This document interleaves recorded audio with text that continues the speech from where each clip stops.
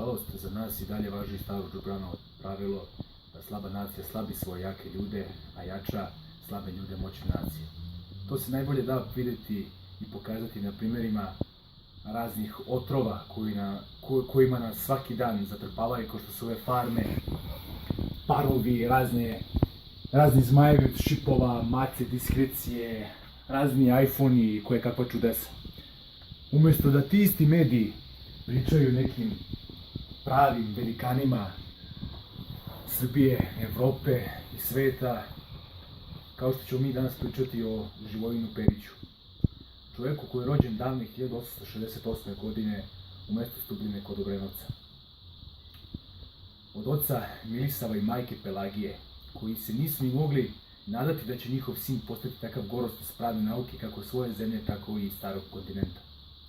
Osnovnu školu je završio u Obrenovcu, a srednju u Valjevu i Beogradu, da bi studije prava završio na Sorboni, davne 1894. godine.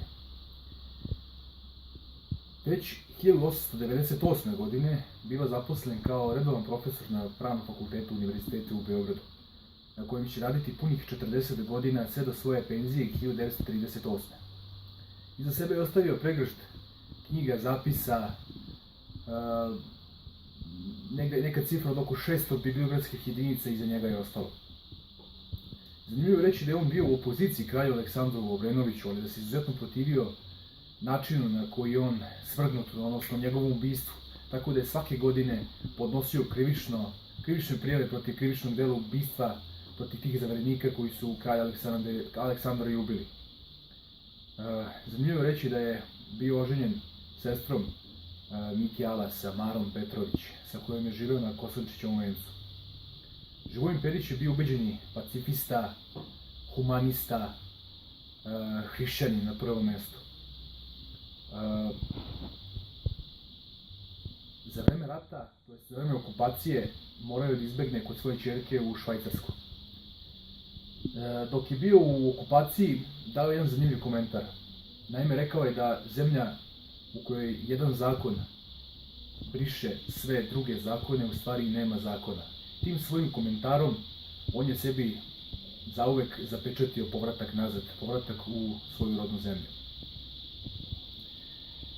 Danas je popularno pričati o ulasku u Evropsku uniju, kako Evropska unija nema alternativu. Ali niko ne priča ko je kreator te ideje Evropske unije.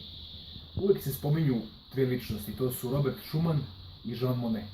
I samo se o njima priča.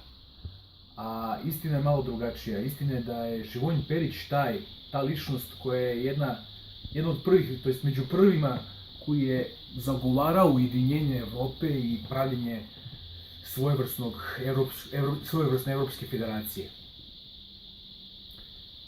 Ali sa velikom razlikom odnosno na ovu današnju Evropsku uniju, a to je da ta njegova Evropska federacija ne bi u sebe uključivala Veliku Britaniju. Ne bi dugo pričao više o Živojinu Periću.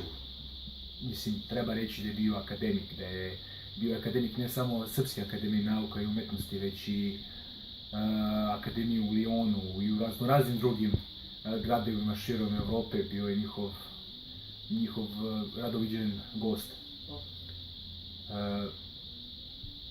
Završio bih ovo izlaganje svojevrsnim apelom da, pošto u njegovom rodnom gradu u Obrenovcu ne postoji nijedan budžak sa njegovim imenom, da se polako krene neku inicijativu da bar neka ulica u njegovom rodnom gradu ponese njegovo slavno ime.